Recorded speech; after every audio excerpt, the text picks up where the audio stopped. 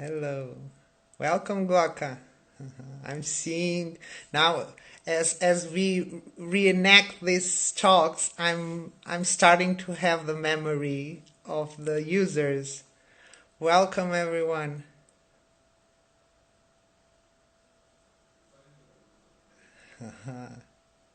Just let we already have 8. Welcome Vera. So our guest is also here with us already. So let's start. I hope all you are well. We, at least here in Portugal, we are in the post-emergency state. So I sense in some way we are all starting to experience what will be this new beginning. And today we invited someone that, as our other guest, will continues to help look at our reality and the many elements that can help us to compose this new. Today's guest, for me especially, he is an expression of the positive transformations that digital can bring to as individual and as society. In some way, we know there's the good stuff, the technology, the growth, the speediness, the capacity to produce, to create in a more faster way. But there's also this component or fear, at least I hear some people speaking about the disconnection. So today, guests will bring us an example of how the digital can enhance connection. And it has a plus. We are speaking about Michael Brodie, who has 71 years old and just recently, before COVID, but recently started his own non-profit organization, foundation, where he does this, he taps into the digital world to create real community bonds. So let's go straight to the room with our guest. Let me find Brodie.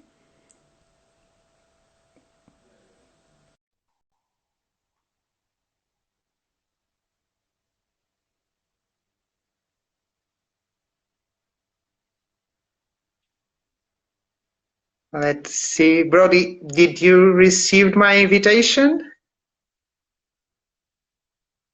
Hello, Adriel. It's waiting.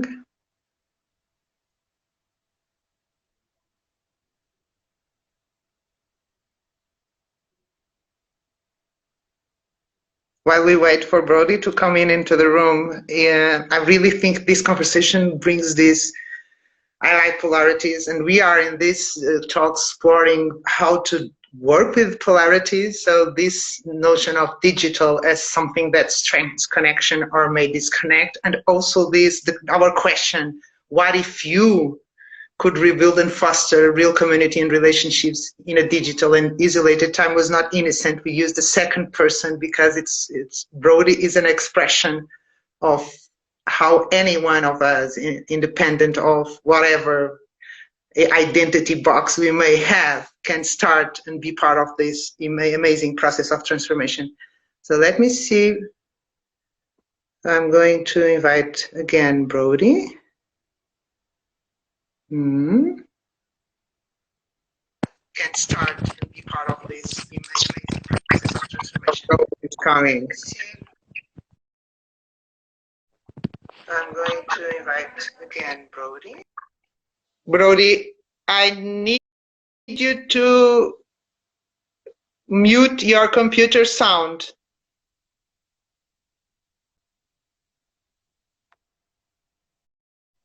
Stay with me, guys and ladies.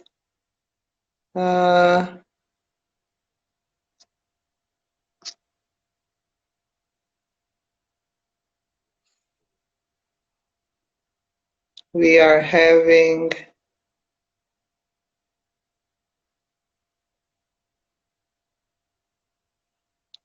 because our guest was here, Michael Brodie, but he's no longer here.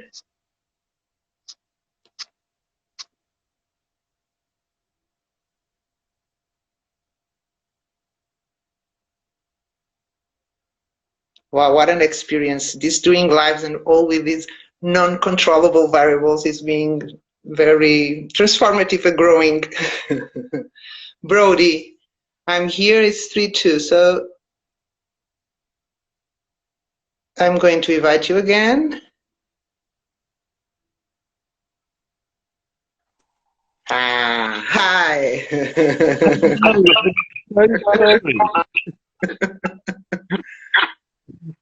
I was confused because I saw two Brodies, so... Yes, that was my wife's one. Oh, fantastic. Welcome. So I'm just putting my headphones and I am with you. Okay. And I'll sit somewhere more flattering. There you go. Okay, fantastic. Brodie, I don't know if you listened to the introduction and how the space, at least for me, the space that I'm inhabiting at this moment, speaking with you, and it's really about, you bring me to the surface questions about first how digital can be a force for the positive transformations that we want to see in our world, and secondly, the fact that at the age of 71, you decided to set up a non-profit foundation that's developing a community-focused project and very important on the digital. So you also bring this first, anyone can be part, you reinforce, we know it, but it's inspiring to see and to know people that are an example. And you bring the specificity of the generational context. So in some way, we might assume that the more younger will use the technologies to, and at the age of 71, so please introduce yourself to our listeners and tell us of this amazing initiative that you took. Oh, well, thank you. That's I don't quite recognise myself in that description, but yes, I'm 71. I don't really know what that means. It just means I've been around in the world for quite a long time. And I've also, part of that process, I've discovered how little I know, because I used to have very, very strong opinions about everything. And as I get older, none of the opinions really stand up very well. So I find I'm getting less and less opinions. But I've also had quite a long time to investigate all sorts of areas, including, well, I originally trained as an architect, so I got a sense of how structure works, how sort of planning large projects, and how important it is that all aspects of a project work well. I mean, a beautiful building with terrible drains doesn't work well. Similarly, a building with fantastic views doesn't work well. So everything needs to work quite well. I'm having difficulty listening to Brodie, to Michael. Can give us feedback if it is only my problem or yours? I'm getting a bit of problem.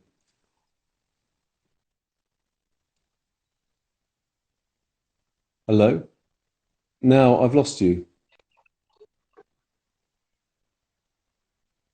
Hello? Hello? Hello? Oh dear.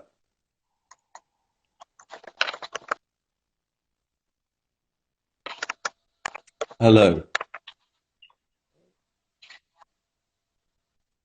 Oops. Oh. Brodie, I lost you. Okay.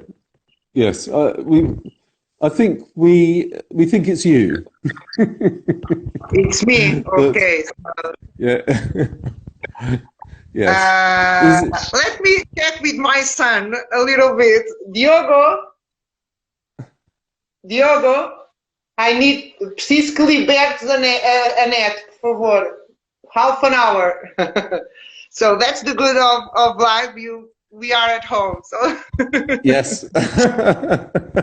And there are real people around, aren't there? Which is fantastic. and kids. So it's a 13-year-old boy. So he's chatting with his friends. So I see. Taking your bandwidth. Yeah. Yeah. So, yes. I've had a lifelong interest in communities and in community groups. I worked with communities for quite a long time, helping people take control over the design process of improving their environment.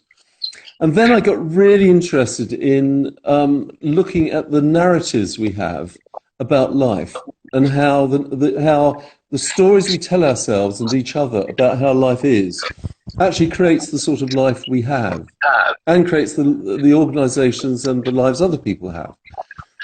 And along with that, I saw a world where that was going towards massive centralization, where people were beginning to feel disempowered, where people were feeling cut off. And what I saw was that we've basically taken structures which worked quite well for small countries. With the king, normally the king, and but the king would actually have a good feel of what was going on in the country. But we've got to the stage where there are a few people who are trying to rule the world, basically, and they have no idea of what is going on globally in their own countries or anything. And the only way they can do that is by power. By force, by manipulation, by all these methods that people have to maintain their own position. And I think there's got to be a better way. And one of the things I've learned is that the context in which communications happen actually don't define the outcome, but they create the outcome in some way. An example I use is that if you go to a Sunday meal with your grandmother, you'll behave differently to if you go to a bar with your friends. So we actually, the context of grandmother and family and responsibility, etc., is different to the context of bar, drink, friends. So at the bar, you probably have to drink a lot so that your friends, accept you. Whereas with your grandmother, yeah. With your grandmother, you have to drink a lot of tea in Britain. It's a different sort of thing. So if bad things are happening in the world, there's no point in fighting the bad things. There's no point in trying to sort out all the little problems. What we need to do is look at the context that those things are occurring within. And it's the structures and there are structures which cause the relationships, which cause the outcomes.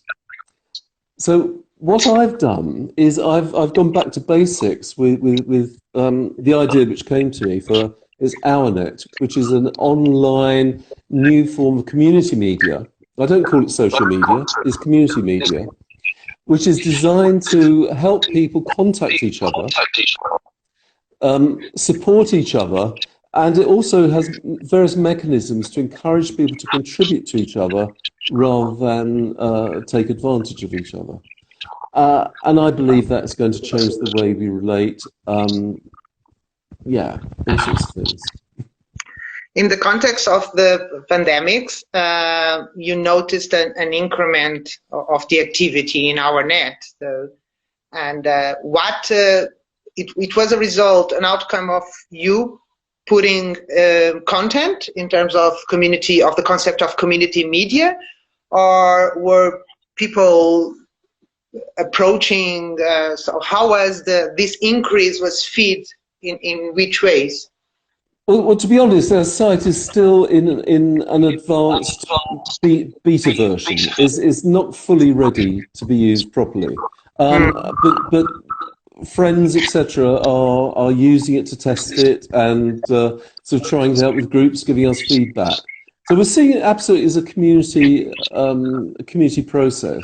You know, we have our knowledge, such as it is, and our beliefs, but we're relying on people to give us feedback and truly get involved in the development of this project.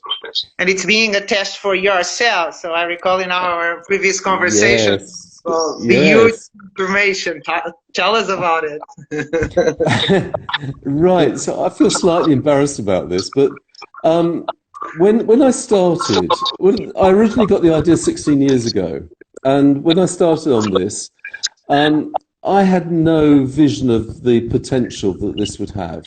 And now I see that it's something which could be bigger than Facebook, in terms of providing a really useful community interaction system. And to be quite honestly, it scared me. You know, it still does. It scares me less now than it did. But I realise now there's a lot more that I don't know about, which is probably much more scary than the bits which I did know about, if that makes sense. The more I know about it, the more potentially scary it all is. But fortunately, I don't know what's scary yet, so I keep going. You are seeing things wanting to come to life, because in some way it starts on the digital, but it acts globally, but in some way it feeds local action. So yes, yes. We quite like to call it a virtual village magazine. I mean, people say that villages of about 150 people, you know everyone to some degree or another. You know which ones you can trust, which ones you can't trust. When you get up to, I don't know, about 5 times that, then there are people you'll never meet really. You might see them, but you won't get to know them at all.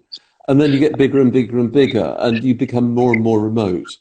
And what's interesting is armed forces tend to be organised in those sorts of figures. So you have I don't know anything about armed forces, but you get, is it the platoon, and then you get brigades and all sorts of things. I don't know how it works, but it's organised to work with that element of human capability. And our net's designed like that. It's designed to feed you local information. It's designed to gather all the necessary stuff from around your area. Gives you opportunity to chat to people, to publish stuff. There'll be a marketplace. We haven't got one yet. There's events. There's everything that you'd get in your little village, like a village notice board, a village hall, etc. So representatives of all those to allow you to just create community and organise yourself as individuals. I'm going a little bit backwards when you mentioned the example of the masks. That we call it masks, call it roles, call it boxes that allow us to belong. And this is a very important element in building community. And you also mentioned trust. So yes, I strongly doubt the capacity to strengthen trust and keeping masks. So because I think intuitively we don't trust masks. So we connect with the authentic self. How is working with this dimension in a digital and real, so in this model that you are bringing to life? So working with trust, people to present themselves as they are, not as in a previous talk we mentioned, not presenting yourself as an engineer or as an architect or the mayor or the nurse, but really being present 100% with all your dimensions. Are you faced with this challenge? Personally, I am. Because I have all sorts of masks that I wear for, and they're getting more and more alike as I grow older. All the masks I put on are getting quite similar to each other now. And I think it's unrealistic to expect the majority of the world, the population of the world, to become maskless and to become vulnerable, open-hearted, give up their fears about about survival, all that sort of thing. I don't think we're ready for that yet. But I do think there's an interim stage where one of the things which helps that is that people feeling trust in the world. Now, my experience, and I don't know what yours is, but my experience is that I don't meet very many people who say, "Oh, I really trust our politicians. I really trust our media. I really, I really trust it. The businesses are doing their best for us, etc." Now, that doesn't mean to say there aren't politicians, there aren't media outlets, there aren't business people that do their best, because I'm sure there are. But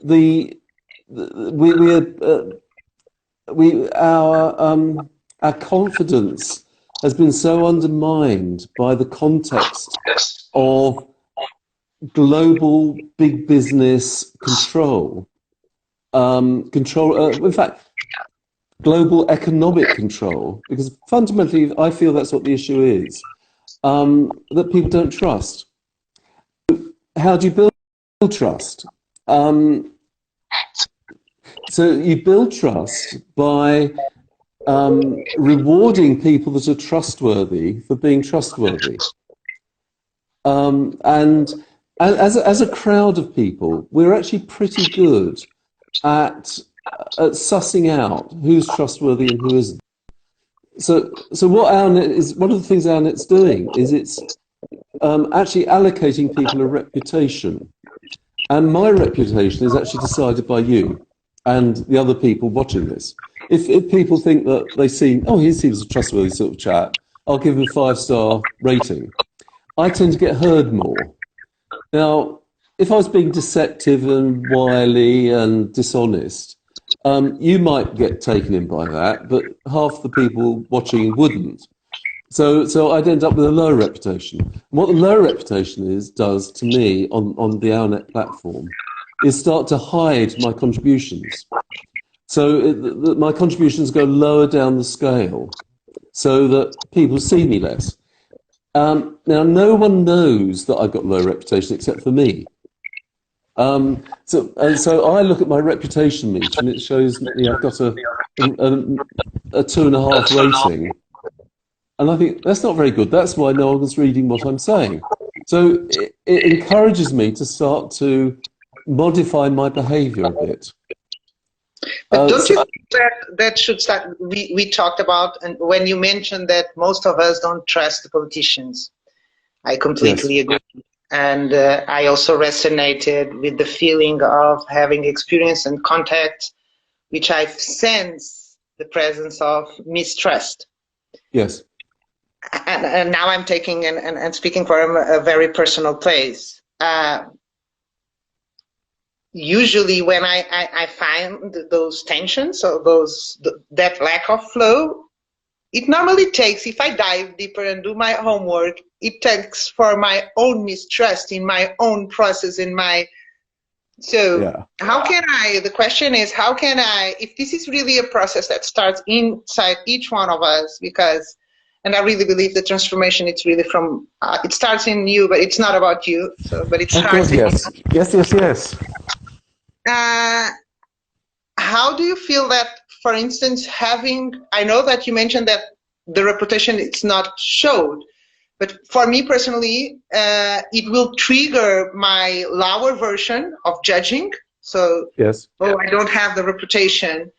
Instead of by facing and by having this space of no, what I'm projecting in that person is something mine, so I need to work. And you mentioned that you pass through process of self-transformation. So because trust is something that you build outside the individuals or you build inside. That's the question. Well, it's a great question. So there was some research done by some social behavioral psychologists who actually analysed the difference between religious groups in America and non-religious groups. And what they found was that in terms of generosity, 1% of non-religious group, not members, but people who weren't in a religious group, tended to give about 1% of their salary to charity, whereas members of religious, I think they did specifically Christian groups.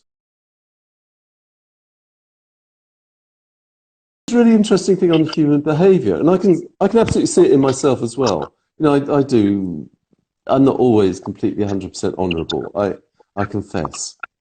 But that's really what we're dealing with. It's the bit of us which is desperate for survival, desperate to look after ourselves in a pretty hostile and scary world, if you look at it like that.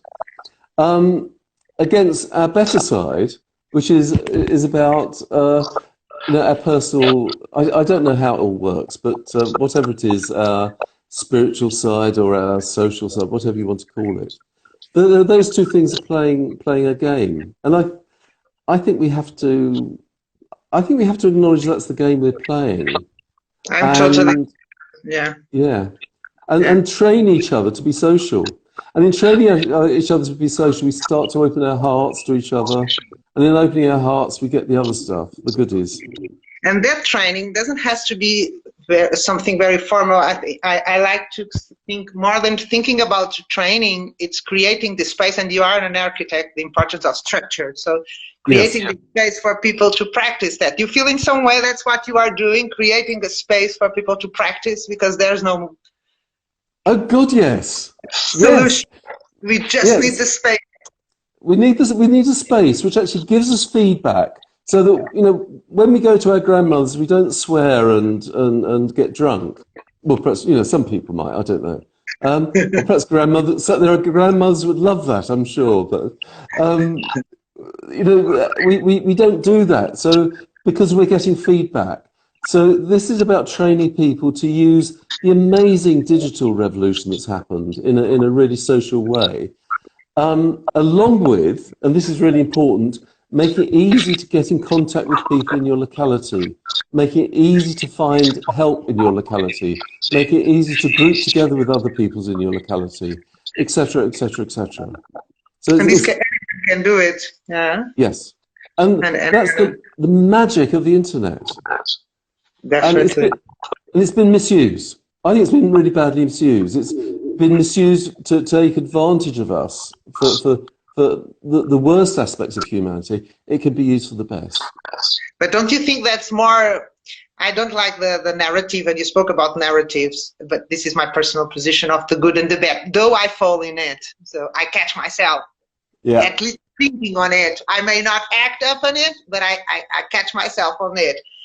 And are these corporations the bad ones, or did we disempowered ourselves? So that totally. Power is there. It's because it was really taken, literally 100%, or because we give it away? We gave it. We gave it, and we gave it, and we gave it.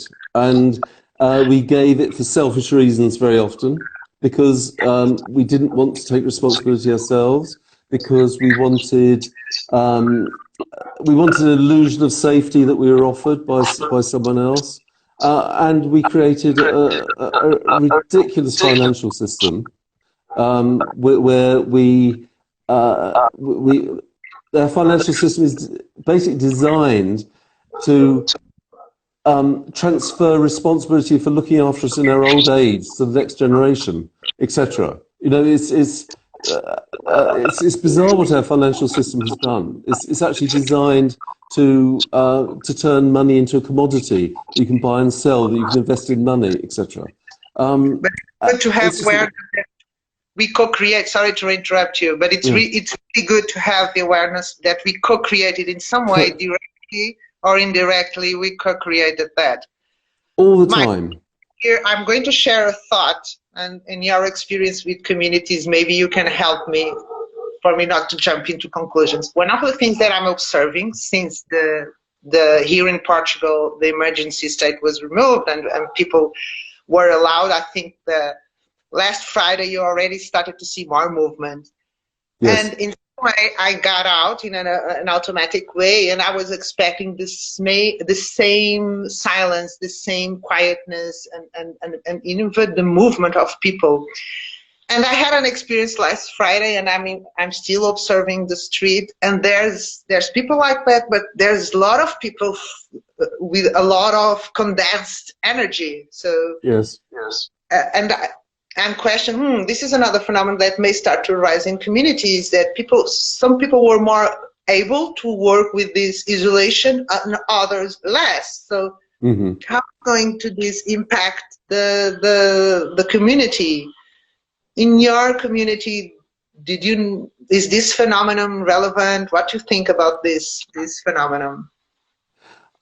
I think it is relevant, and well, there's all sorts of things going on.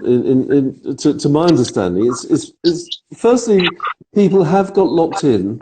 So, well, they haven't been locked in. It's actually all been done voluntarily, but we call it being locked in. You know, we're locking ourselves in, and a lot of it is for fear, and fear for ourselves and fear for our loved ones. A few people are being generous about it, I'm sure, but often you can actually see fear underlying that as well. And what's really interesting is the way the media everything is about coronavirus.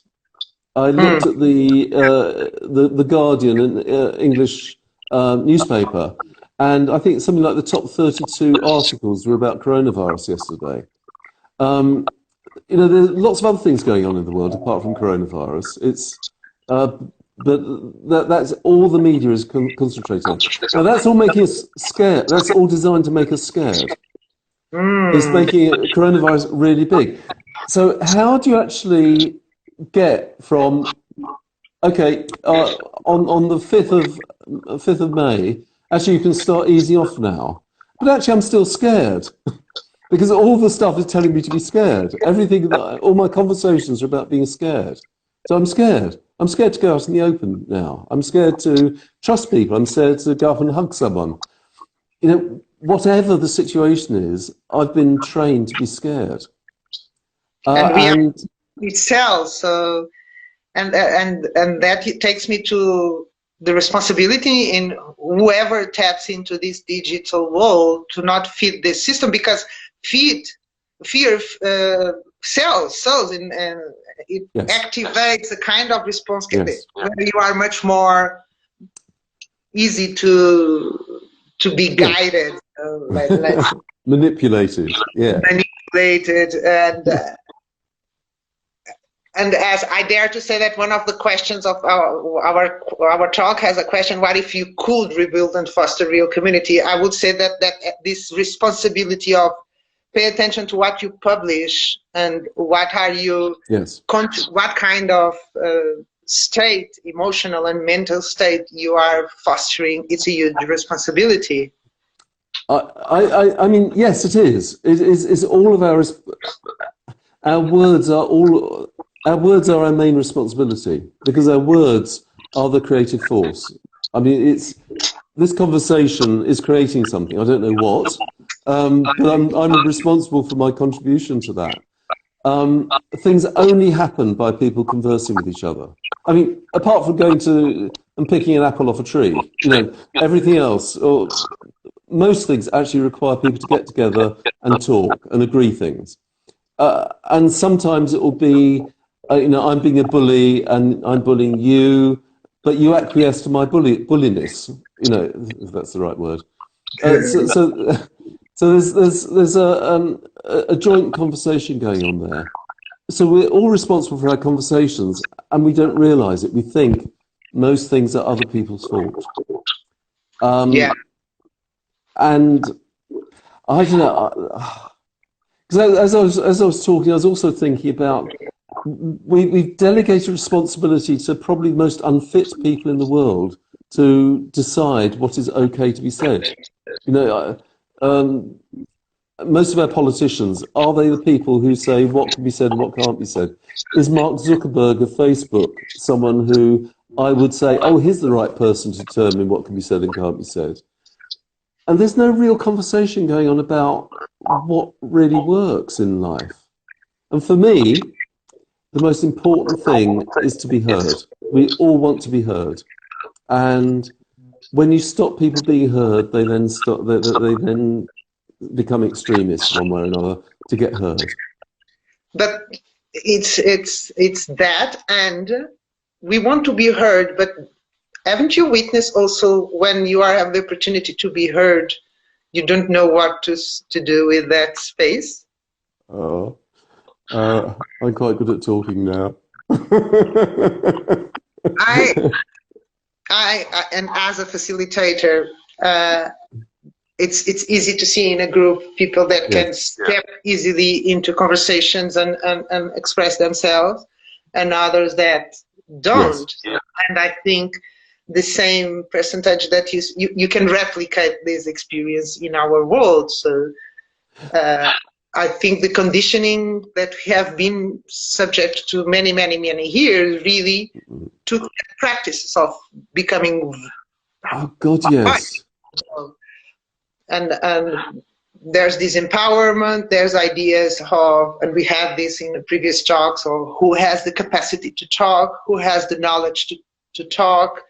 I moved from Lisbon to the interior of country, and in some ways I see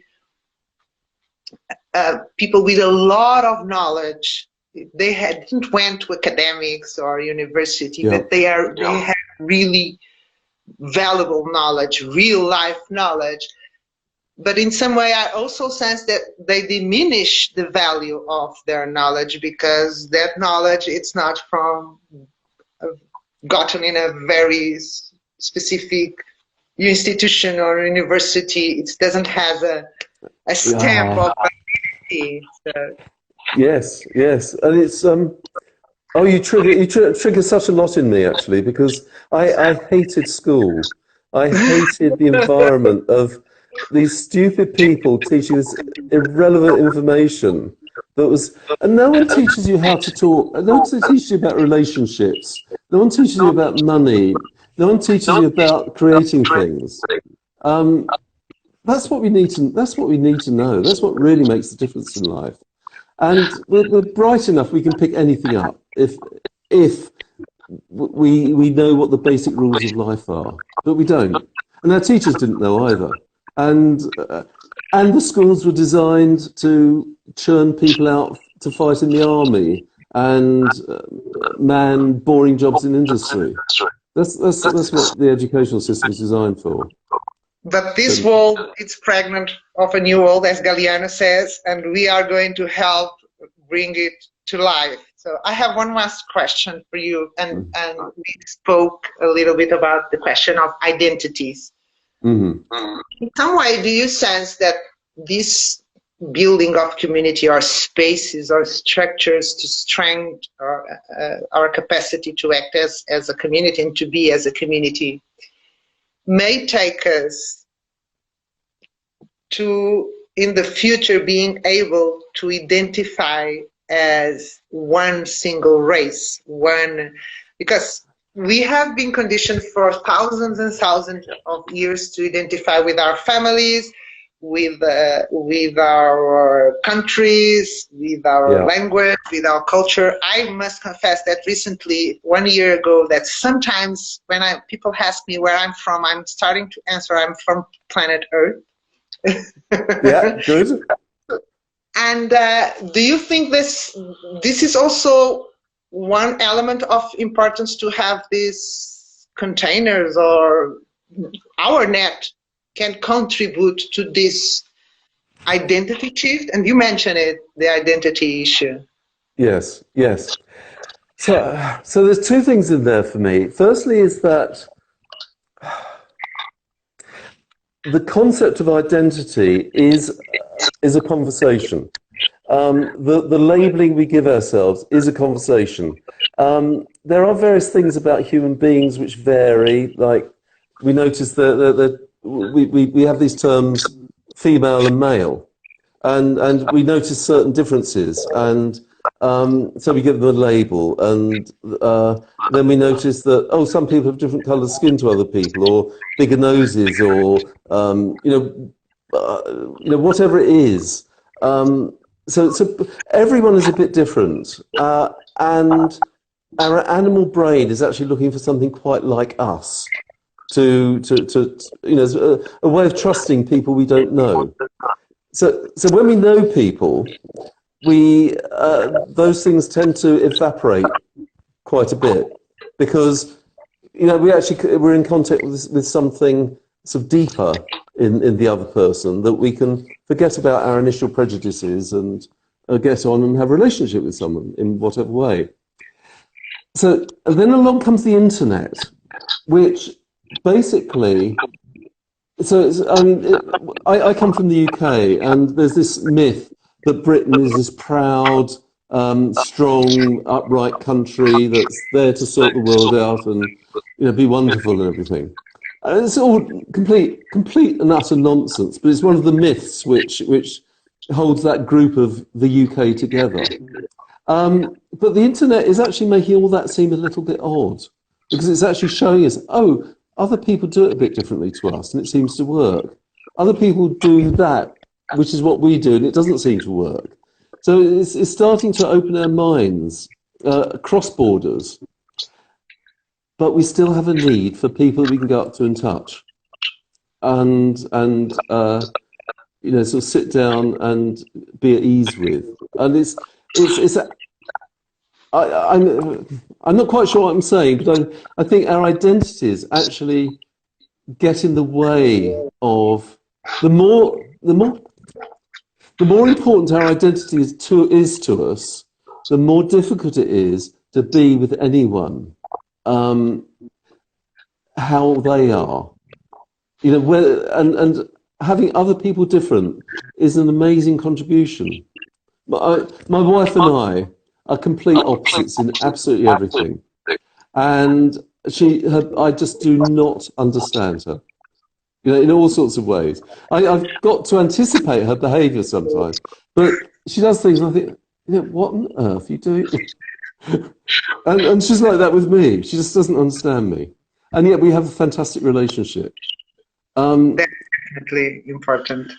Yeah. And then the importance is actually completely accepting, even though I don't understand her, I accept her most of the time exactly as she is, and most of the time she accepts me exactly as I am. And there are times we get activated, obviously, but none of that is important, because we trust each other. Even though we don't understand each other, we trust each other. Thank you so much, Brodie. So I'm going to try, with the bigger ego, the less you can accept people's difference. It's a comment from Jacqueline Grandhomme, a good friend of ours. People's difference. Yes, it starts in us. And that's, I'm happy for you to having accepted this invitation, because it's not a word chosen by my mind. It's really felt, seeing you as an expression, a beautiful expression of how each one of us can be part of that better version of our world. We all, I doubt, with different views, but I doubt that I will find anyone defending the state as it is, and with all these building blocks there. I think we are all together in this notion of needing to transform. And there's no magic formula. So and forget that you need to have an expertise and be a politician or be a big manager, or have a lot of money, or be in the city or whatever. It really, you are an expression that, from your dimension, from your personal view, from your process, your own journey, because it has, as I was thinking about you, I'm thinking about all the guests that I know have a very intense and transformative journey. Mm-hmm. And thank you so much for that. Big highlights from our conversation, it's that we already have the structures, so that's the good of this 21st century. Yes. And and we have a lot of platforms. We have a lot of power in our side to start doing the difference. Pay attention to our narrative. We are constructors of reality by the narrative that we employ, and this applies also in the context of the information. Choose wisely what you bring, or there's not a question of right or wrong, but questioning what I'm going to generate, so what kind of field of conversation I'm going to bring. Is it fear, or is it pro-life love? So fear normally contracts us and distances, love opens up, or love, inspiration, use purposeful, spiritual, use the word whatever you like. You also mentioned the importance of context, and this is very specific in terms of you pick up a topic, but the same topic in different contexts will have different nuances or aspects that will be brought more to light and others less. So be really attentive to the context that surrounds you. And for me, that's my notes. Would you like to wrap up or leave us a... I just want to give my project a plug. Am I allowed to do that? Is the context right for that? So let's go. Ournet. Ournet.news. OURNET.news. And you are based here in Portugal, so... In Aveiro, yes. In Aveiro, sweet Aveiro. And I'm planning to come to Fundão to meet you. Oh, please come and join. Will do. Come to the arms of the mountain. As I like to say to all my friends, come to visit me in the arms of the mountain. It's a beautiful place. Michael, thank you so much for your inspiring story. Thank you, and wish you all the best. We are in contact. Stay happy and take risks. Definitely.